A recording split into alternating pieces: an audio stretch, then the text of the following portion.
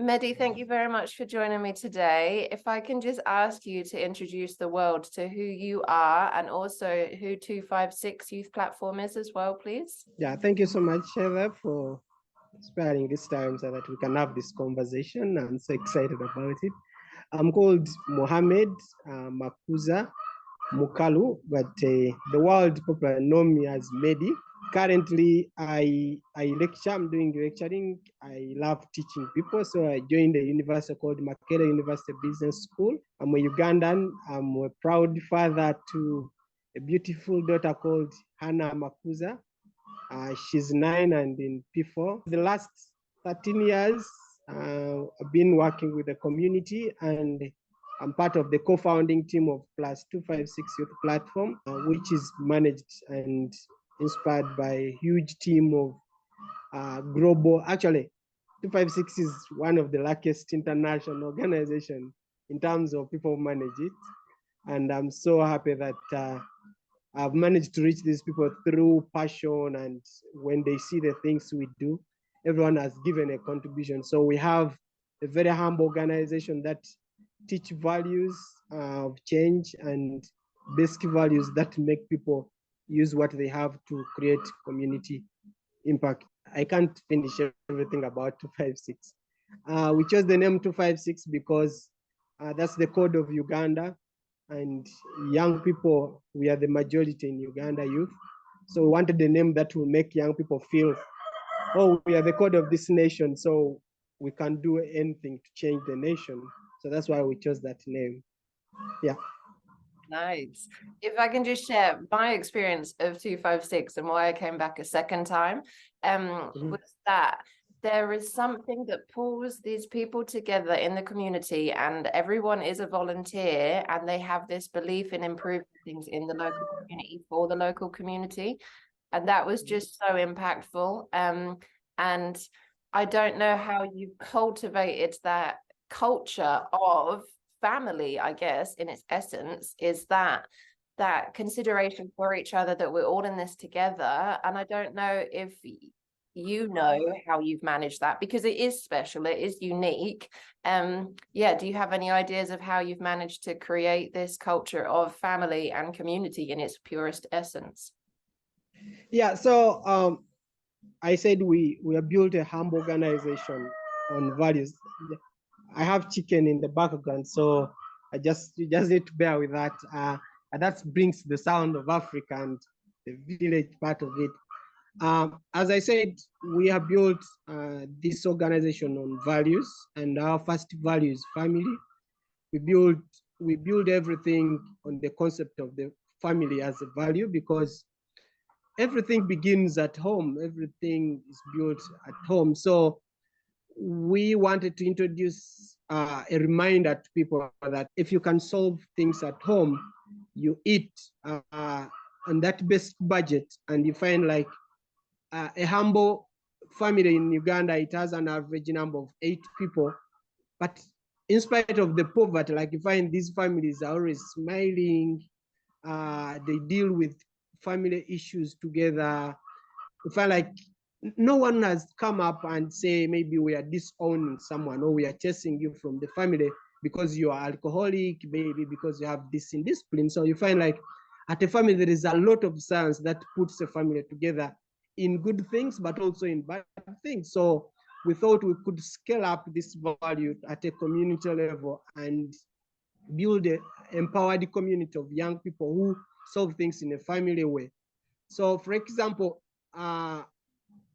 we have been able to have meals at here without a budget that we have maybe an income generating activity, but we built on what everyone can put on table. Instead of someone buying a chapati, we have been putting this money together, and we always put a decent meal.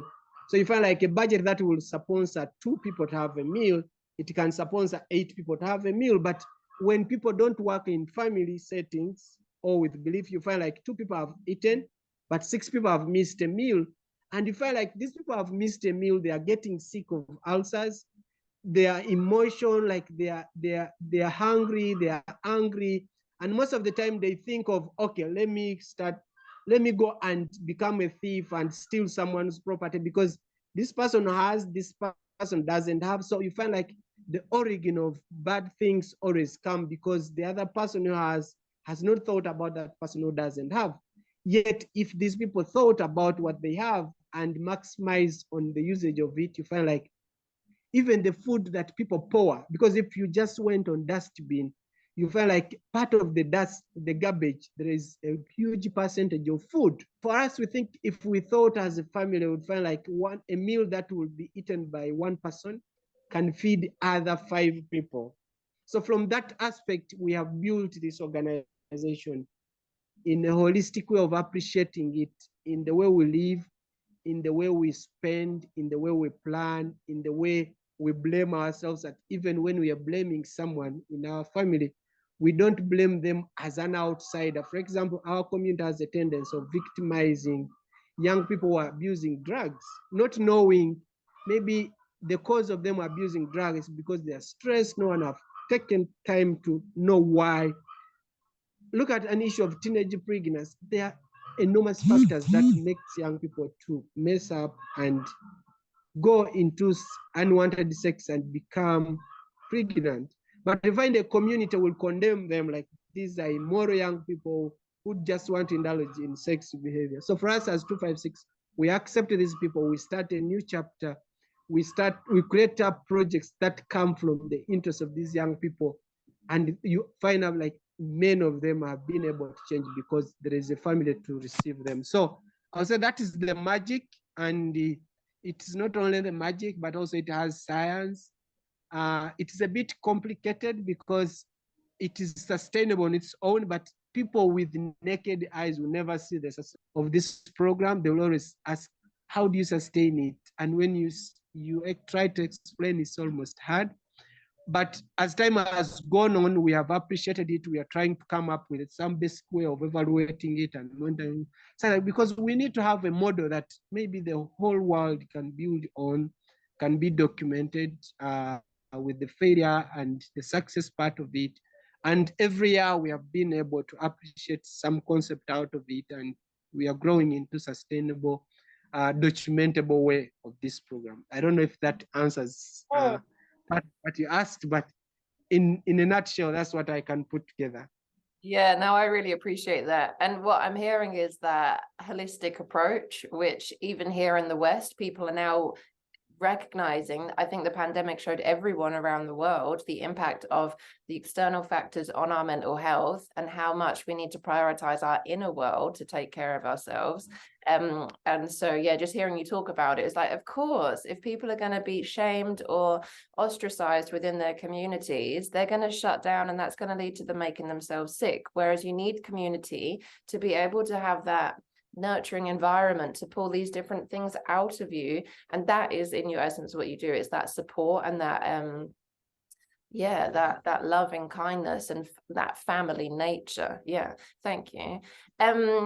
I wonder if it's making me think about why I feel so, I don't know, energized by what is happening over there, because when you're sharing pictures with me, when you got the bikes so that the young people could maybe run their own businesses, and you said, we're just getting the girls to ride them around the community and feedback to us how that experience is, because a girl to ride a bicycle is a radical act within that community. And I thought, this is huge. This is so huge. So I don't know if it's useful just to kind of share the reality of the community in your experience, maybe more so in the village, but where you are and how girls and young people are perceived. You've touched already on drug use and different sorts of antisocial behavior. But if you can just see, how is it for a young person in the community at the minute to show up like the rest of the world would think was normal, just riding a bike or earning their own money? How might that be for a young girl, maybe?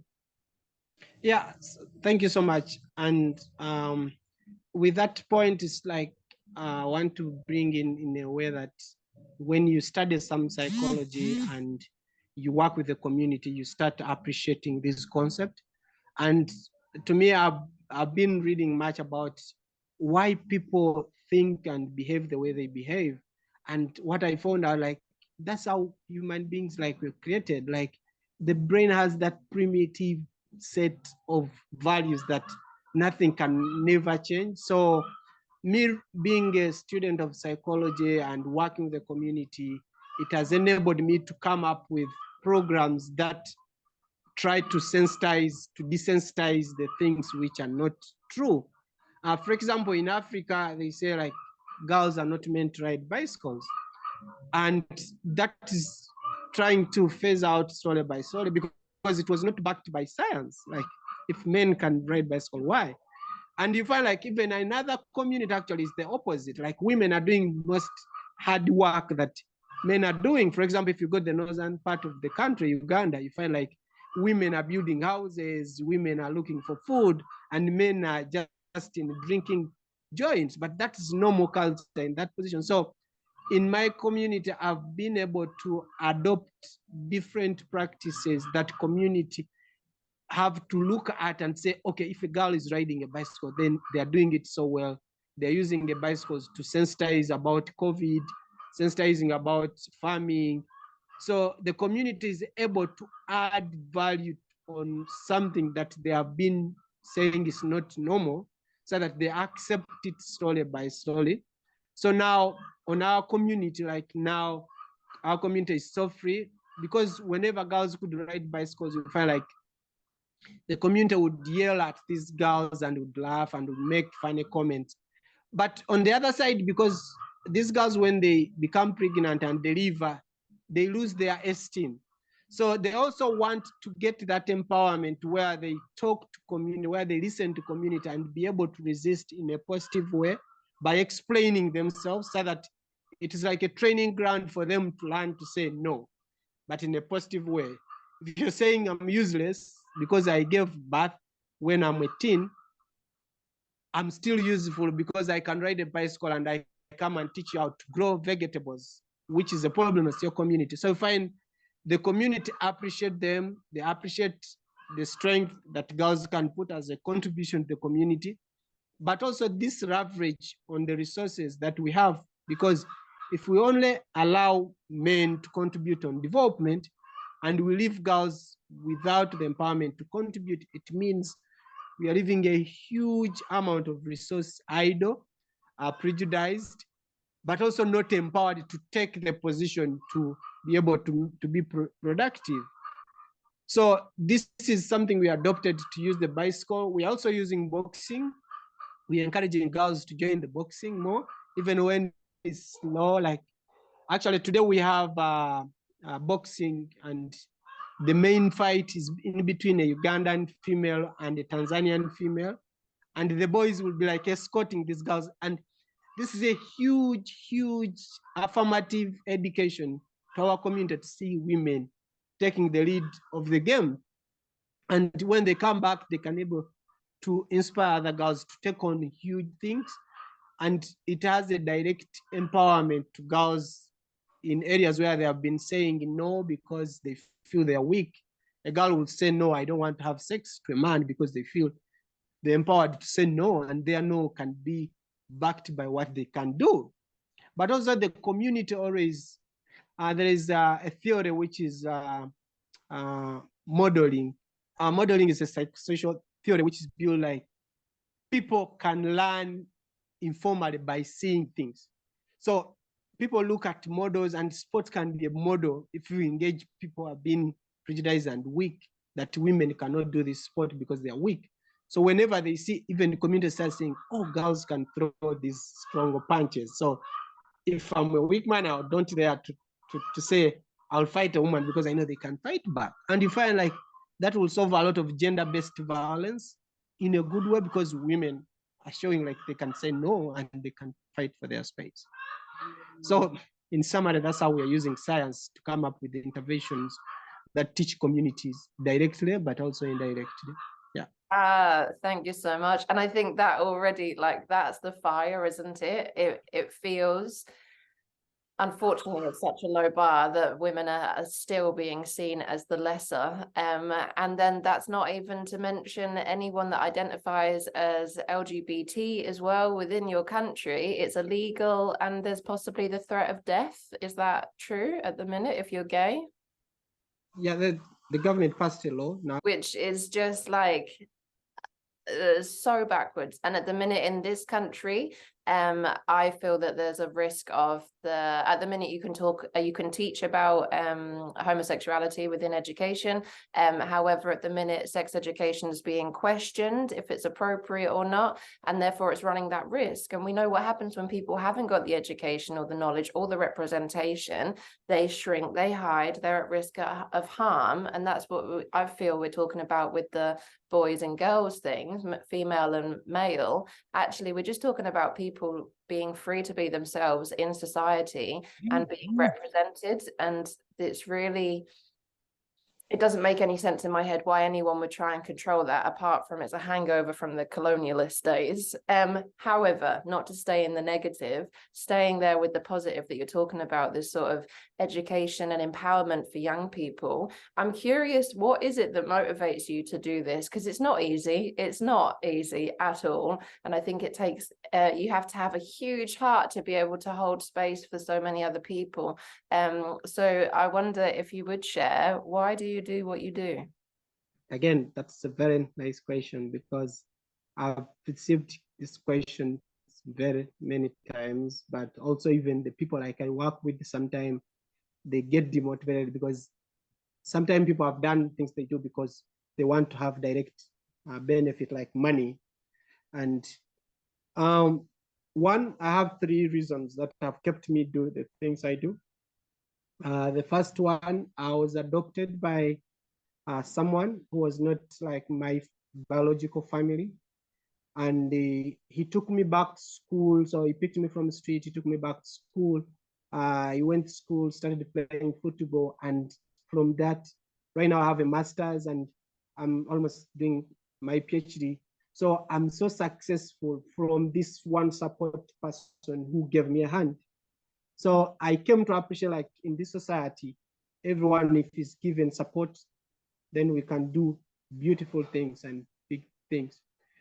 The second one, I've been studying about people who have made this world a better place to be. And there are millions and millions of people who have sacrificed for something to happen. And these people, like, most of the time, they are not appreciated, they are not recognized, they are not written about.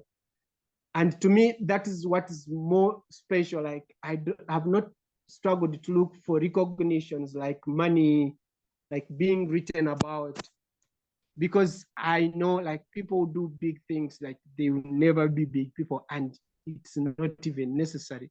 So that has motivated me. For example, I've been reading about like the likes of Mother Teresa, Nelson Mandela's, Jesus Christ, Prophet Muhammad. Like, those are people who did huge things. Like, you find like religion has stayed here because those people, prophets, did a lot of things. But even in our community, like, you find like there is someone who has helped students to cross the road for years, and these people have grown in that kind of work. And you find among the people, like, this person helped to cross roads to go to school in kindergarten. Now they are the presidents, and so their humble contribution made these things happen. So also I want to be part of that community of someone who have done something. You join the 2 first point I talked about, you become the most important person in the community that's always smiling, always like happy because you're seeing the fruits. For example, for me, seeing a teenage girl who have been neglected and ignored by the community come at my place and they have meals, then they learn how to talk and they get empowered.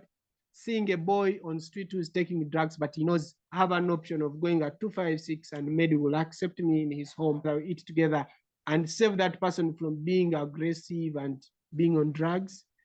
That is the most satisfying thing in the world that I've been given.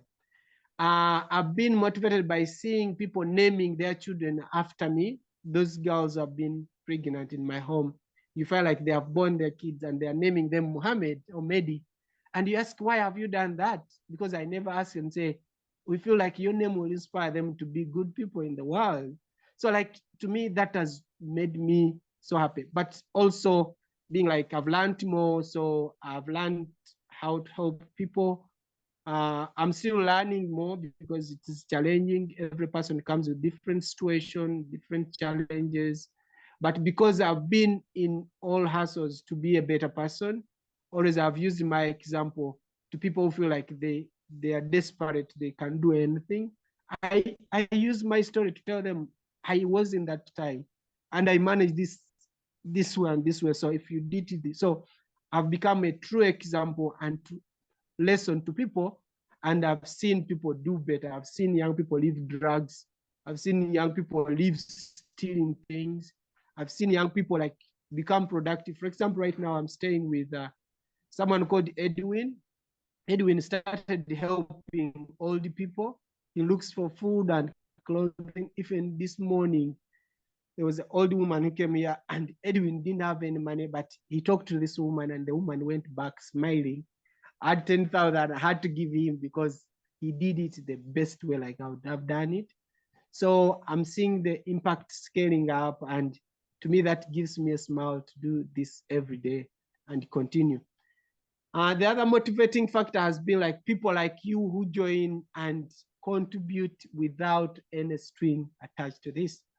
Most people have wanted to contribute, but they come up with the string attached. For example, they want to use the system to eat money. They want to use the system like to benefit differently. So, but you find like they are genuine people will come on board and they want to support because this is their passion to support. So there is a huge community outside there that's willing to do this. So I'm not alone in this. For example, your father, like I call him my father because of the story I've had him do and the mentorship. Like we have a huge family. And it's not only your dad, but there's so many people I've found like, and I'm not, this answers many questions in my head. I'm not alone into this. There are people who have done it. There are people who are doing it. So we need to inspire more people to do it so that we have a better community to live in. And I think touch on, yeah, thank you for sharing this. You touch on that important part of that motivation and that faith that you believe that things can be better, because fundamentally when everything feels challenging and there is no food and people are coming to you and being like, I'm really struggling, it can be like, what can I do about this? But when you surround yourselves with community and cultivate communities that have that faith and that hope and believe that things can be better, that's when we start to problem solve and be like, okay, well, this is what we've got available to us. So what we can do with this? Oh, we've got some contact here. Maybe we could get some money. Maybe we can get some bikes. Maybe we could sensitize the community. Then we could offer opportunities for employment where the young people can get their own money in. And so the whole time it's about figuring out rather than, well, everything's really hard, so I may as well just give up, or I'll wait for someone else to fix it. But actually that empowerment of taking ownership of stuff, as well as recognizing we need to be able to sustain ourselves, be able to take rest and have community to support us so we're not always going all of the time. You're doing that for the young people and that next generation, and that's super exciting and fabulous. So what is the vision for the future? So at the minute you've got the school fees project, so the girls that are trying to make products to raise their own money to pay for school fees, and not just their own, for the wider community as well. So yeah, where are you at now, and what direction is it going in? So like, again, sustainability question. And I want to start by acknowledging that when you do work with passion and passion to learn and always do, you discover things like take long time for people to discover who don't have the same vision like you. So for me, people talk about sustainability and they think sustainability is something which comes up like 1 year or 2 years. But sustainability is something which is behavior to me, what I've observed. It's behavior both on you who is managing the process, but also even on the beneficiary. It is a process that people have to appreciate the concept, because naturally, I think we are created to consume. So every person like looks at what am I having today? What am I having tomorrow? And sustainability only can be achieved when you ask your question, what am I able to do so that I'm fine today and also help another person tomorrow? So until when we reach that level where you think about yourself in line with others, sustainability will never be achieved. And there is no any amount of resources that can be invested in sustainability if the thinking is not to create that impact in people's life, which scale up at the community. So at 256, we start organically by sharing what we have, which has taken us into a crisis that what we have is not enough because we keep on accumulating on the number of people who come because we don't have enough, so we can't take on anymore. And this has helped to create a culture in members of 256 who come to think about other people. For example, I have this girl called Mary.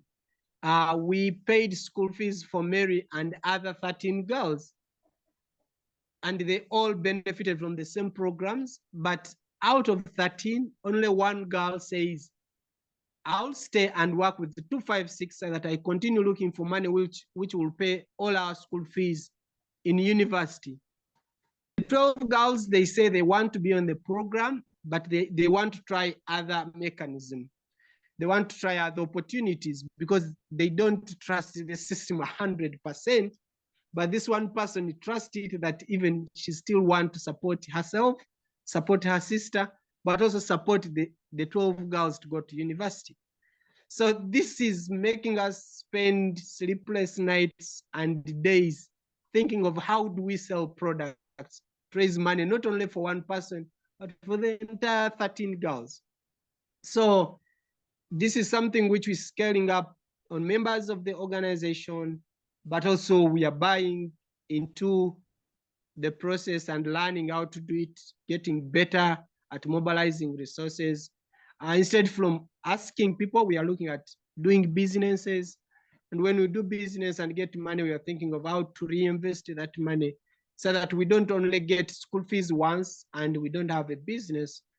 For example, right now we have a target of selling 1,000 jumpers, which will give us 30 millions. And these 30 millions, it means we'll have 15 millions to be invested in the school fees, and we'll have 15 millions to run the business to get this money. So to me, that is a sustainability that we need, because we have the mindset which is sustainable in thinking of other people, but also the mindset of creating resources and how to multiply those resources. We are still challenged because if it is to have a long sustainable income and impact of sustainability, we need to have more people to think about it and take on, because we have millions and millions of girls facing the challenge. So we have many people who need to be supported, but they are not willing to take the process which is sustainable, because naturally they want to spend, and you can't blame them.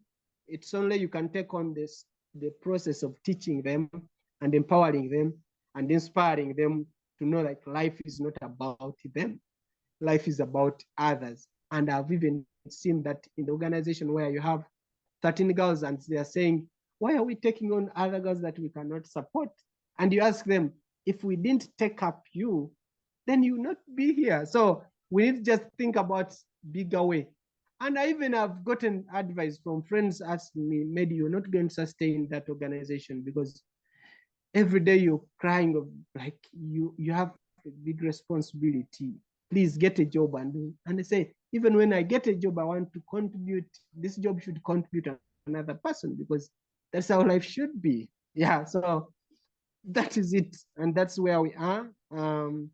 Even our policies that we are going through, even the organization's partners that we are looking at, that's always our explanation to them. We need a partner who is going to help us achieve this objective of sustainability, which is behavior and people-based, not program-based.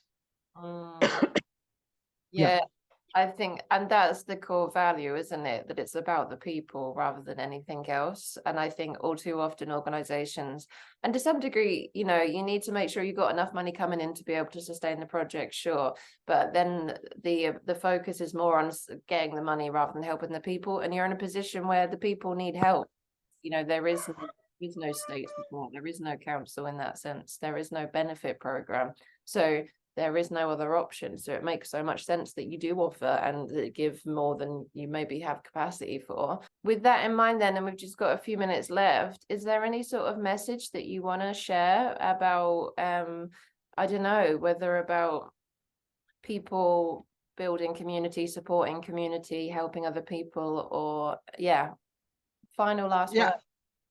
Yeah, actually, I've been waiting for this moment because I wanted to make this piece for 3 categories of people. The first one, the people who have inspired us to do the things we do, the people like we have seen doing this and we get into this. Those people, like, they are heroes. No matter how small you've done something, you've inspired someone somewhere. So I wanted to do this piece to share my experience, but in line with saying thank you so much because you inspired. For example, your dad and my foster uncle is called in Algoda Mike. Like, the seed they planted in me, like, I think it's doing great things. So that's the first category of people. I want to say thank you so much to them, and God bless you and reward you abundantly for what you've done. The second category of people I wanted to do this video for is the people who are doing this work when you're starting it and you're struggling. I want to do this to tell you, like, the struggle is part of the price that you have to pay. Actually, yesterday I wrote an article and I say, there is no testimony that stands without a test. The only challenge that we don't understand the questions of the test. And the questions of the test doesn't require us to have an obvious answer, but it's a journey that we have to walk. And that journey, we just need to endure and appreciate the failures. If you're not willing to appreciate the failure, then you will not have a testimony to tell. So we need to be proud of our failures and success, because that journey answers the test, which test gives us the testimony to tell. So if you're planning to start something and you're not starting it because you're waiting to have the right way to start it, it will never come. Just start, and your failure will give you the testimony to tell, and persistence. So that's the second category. The third category of people are those people who have never thought of doing anything for community. Just know everything you have, God has given it to you, because, and most of the time we have 2 things. You have 2 eyes. To me, I think the other eye is for the community, the other eye is for you. The ears, the other eye is for the community, the other ear is for the community. The nose, so the brain is divided into 2. The hands, you have 2. The legs, like, God gave us 2, most of 2 items, because we need to serve the community. So do whatever small you can do to contribute to the community. And this is so sweet. It is so fulfilling. It's so inspirational, because even companies that are successful, we see them like they have a budget of corporate social responsibility. So it means we are created to give back to the community, because the community has given us a lot. The community has given us that we can't even recognize how much we've gotten, because it is a lot. It is priceless. You can't pay the community back apart from making a contribution to that community. So I wanted to record this because I think community work is what we need to make a beautiful and a nice world, a world that accepts and supports everyone and give them a hand, and always think of making things better and better and better. So that's what I wanted to end with, and especially I want to dedicate this to your father and entire family, because you have been here to support, and I've grown a lot because associating with people like you, and I know you do it because of that history and the makeup of your family. God bless you so much, and God bless everyone who is doing something somewhere. Oh, Medie, and thank you for doing all of the things, for being an example and being a wonderful human that believes in a better world until we can be together again in the same country. We're working up to it. But yeah, just thank you for being such a solid foundation for so many young people in Iganga, in Uganda, because I think absolutely you are offering space for a radical change for the next generation, and the work that you do with young people and young women in particular is so vital and important, and yeah, especially in a position as a man as well. So thank you. It's incredibly important to have positive male role models, and yeah, just thanks for being a very, very, very dear friend that I love very much, and I look forward to the work that we're going to do in the future. Because this isn't the Thank end. you so much. Thank you so much for recording this and for everything we are doing together. We're a great team. Yay. I'll send you love from 256, the girls, the boys, and like you've done everything like you can, and things are good. So thank you so much on their behalf. I know they'll be so happy to listen to this interview, and also they have stories they would want to be interviewed about. And thank you so much.